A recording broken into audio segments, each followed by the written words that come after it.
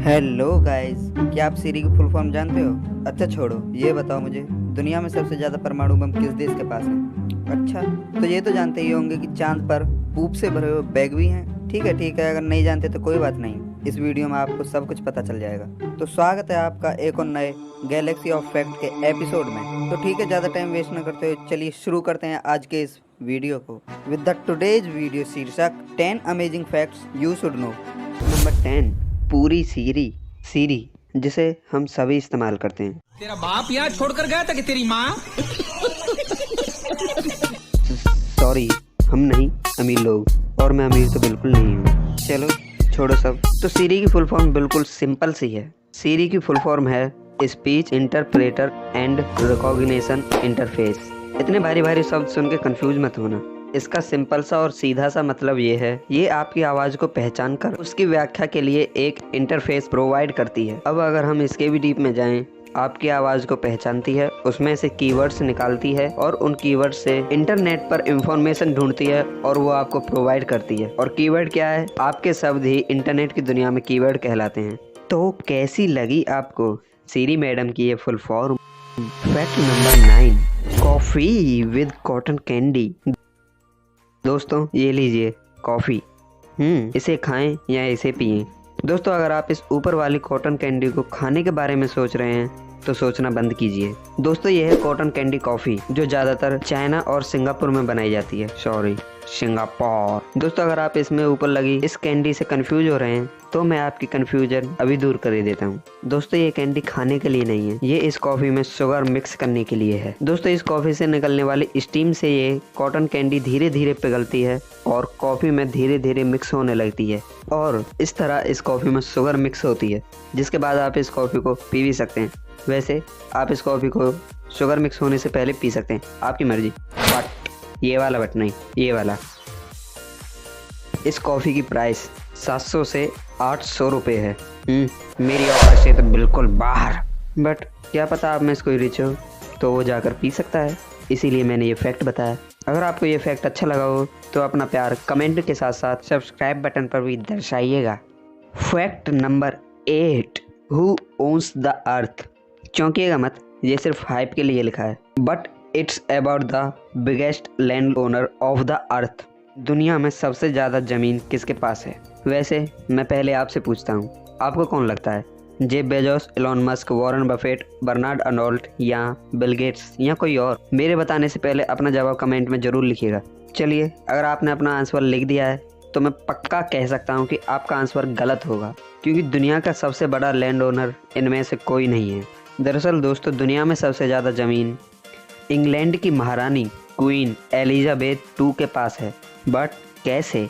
दोस्तों ये इंग्लैंड के साथ साथ 15 और अलग अलग कंट्रियों पर रूल करती हैं। तो अगर हम इनकी टोटल लैंड ओनिंग की बात करें तो वो पूरा बैठता है 6.6 बिलियन एकर्स, यानी 1/6 ऑफ द अर्थ्स लैंड। और दोस्तों अगर आपको ये ज़मीन कम लग रही है, अंदाजे के लिए बता दूं, हमारे इंडिया की total land surface 812.3 million acres है और क्वीन एलिजाबेथ II के पास 6600 मिलियन एकर्स ज़मीन है। अगर इसे इंडिया के टोटल लैंड सरफेस से कंपेयर किया जाए तो यह इंडिया जैसे 8 देशों के बराबर होगा। वाह। दोस्तों एक बात बता दूं, ये ज़मीन इनकी खुद की नहीं है, ये सिर्फ इस ज़मीन पर रूल कर सकती हैं, लेकिन इसे सेल नहीं कर सकती हैं।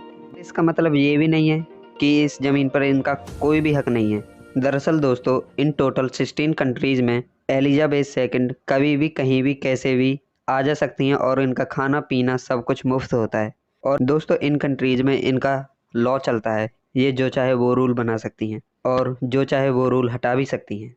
Fact number 7, country of atomic bombs. दोस्तों अगर मैं आपसे पूछूं कि दुनिया में सबसे ज़्यादा एटॉमिक बॉम्ब किस कंट्री में है तो आपका क्या जवाब होगा? हाय, ऑप्शंस आपकी स्क्रीन के सामने हैं। नंबर 1 USA, नंबर 2 रसिया, नंबर 3 चाइना, नंबर 4 इंडिया और नंबर 5 नॉर्थ कोरिया। अपना आंसर कमेंट में बताएं। और अगर आपने इंडिया, USA, चाइना या नॉर्थ कोरिया में से किसी को चुना है तो कॉन्ग्रेचुलेसन्स, आप इस राउंड से डिस्क्वालीफाई किए जाते हैं। बट जिनका आंसर रसिया है यानी रूस, उन्हें भी कॉन्ग्रेचुलेसन्स, आप जीत चुके हैं हमारा सब्सक्राइब बटन, जो कि रेड कलर का है, जिसे आप दबा कर ग्रे भी कर सकते हैं।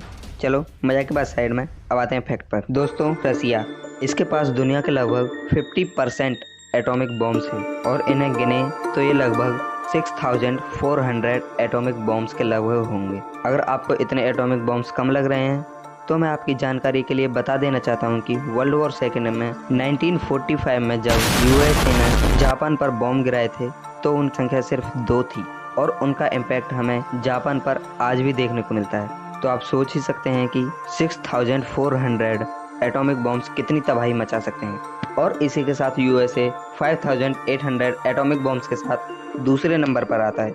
अगर हम इंडिया की बात करें तो वो पाकिस्तान से भी थोड़ा पीछे है। पाकिस्तान के पास 160 एटॉमिक बॉम्ब्स हैं और इंडिया के पास लगभग 135 से लेकर 150 तक एटॉमिक बॉम्ब्स हैं, बट फिर भी हमारा भारत महान।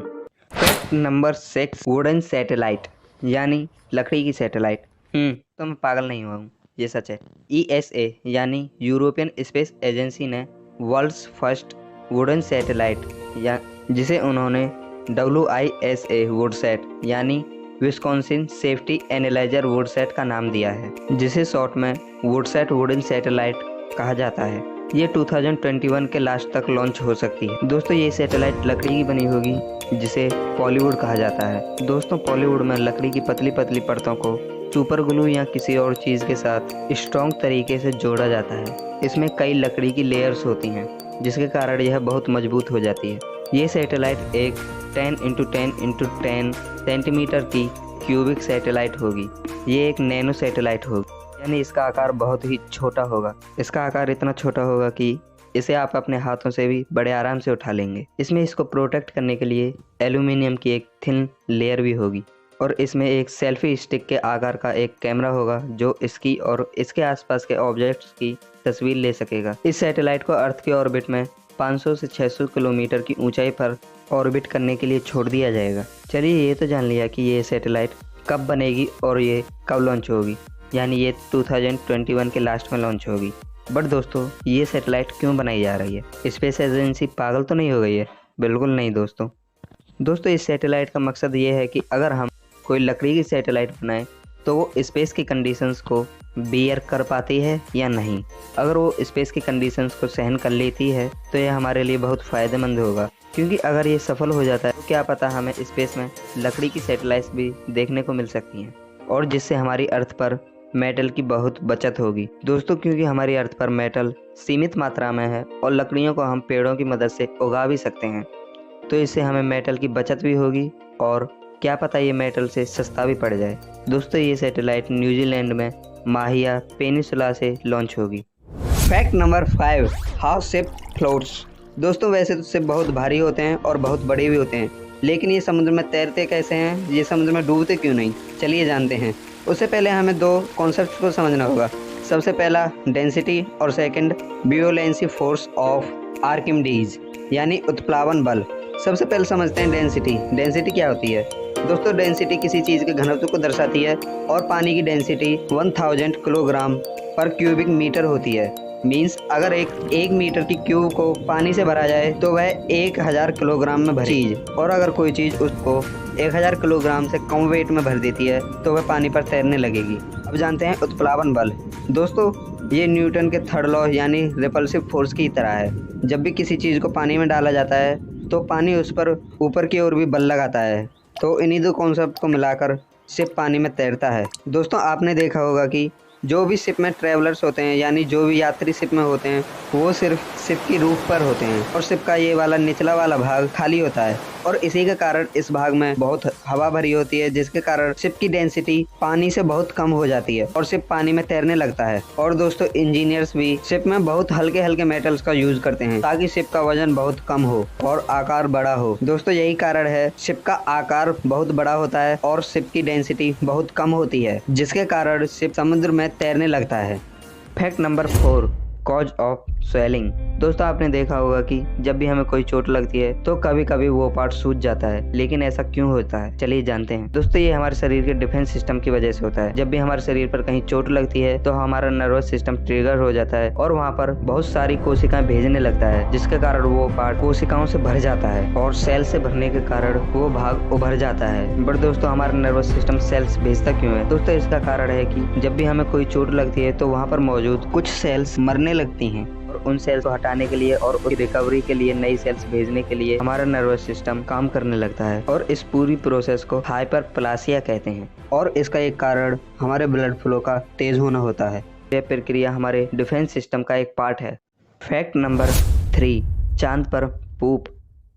दोस्तों इंसान बड़ा ही अजीब जानवर है। इसने सिर्फ धरती को ही नहीं बल्कि चांद को भी नहीं छोड़ा। दोस्तों चांद पर अभी भी जहां पर सिर्फ 12 लोग ही पहुंच पाए हैं वहां पर भी 200 टन कचरा पड़ा है। 200 टन यानी 2 लाख किलो। इस कचरे में स्पेसक्राफ्ट, सैटेलाइट और कुछ बैकपैक्स और कुछ 96 पूप से भरे हुए यानी पॉटी से भरे हुए बैग्स आज भी पड़े हैं। लेकिन ये वहाँ पर पहुँचे कैसे चलिए जानते हैं। दोस्तों अपोलो 11 जब नील आर्मस्ट्रांग और उनकी टीम चांद पर गई थी तो उन्होंने अपने पूप से भरे बैकपैक वहीं पर फेंक दिए। उनमें से कुछ बैग्स में पुराने जूते भी थे। और अगर आप सोच रहे हैं कि पॉटी से भरे बैकपैक्स कहाँ से आए तो मुझे बताइए, चांद क्या आपका पड़ोसी है जो आप 2 कदम चलकर चले जाएंगे? चांद पर जाने में भी टाइम लगा था। Fact number 2, whales are not fish. Yes दोस्तों, व्हेल्स को फिश की कैटेगरी में नहीं रखा जाता। दरअसल दोस्तों व्हेल्स को मैमल्स की कैटेगरी में रखा जाता है।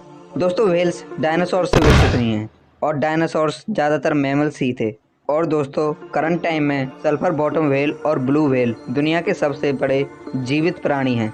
दोस्तों व्हेल्स के पास फेफड़े होते हैं, ना कि गलफड़े, जिनसे वे पानी के अंदर सांस ले सकें। और दोस्तों व्हेल्स के पास भी अदर मैमल्स की तरह नथुने होते हैं जिनसे वो सांस लेती हैं। और दोस्तों एक व्हेल पानी के अंदर 2 से 3 घंटे तक अपनी सांस रोक कर रख सकती है, बट उसके बाद पानी की सतह पर सांस लेने के लिए आना ही पड़ता है। और दोस्तों व्हेल्स भी मैमल्स की तरह बच्चे पैदा करती हैं और उन्हें दूध पिलाती हैं और इन्हीं प्रॉपर्टीज के कारण व्हेल्स को मैमल्स की कैटेगरी में रखा जाता है। फैक्ट नंबर 1, संख्याएं। दोस्तों हिंदी संख्याओं के बारे में ये फैक्ट बहुत ही कम लोग जानते हैं। दोस्तों आप हिंदी संख्याओं को कहाँ तक गिन सकते हैं?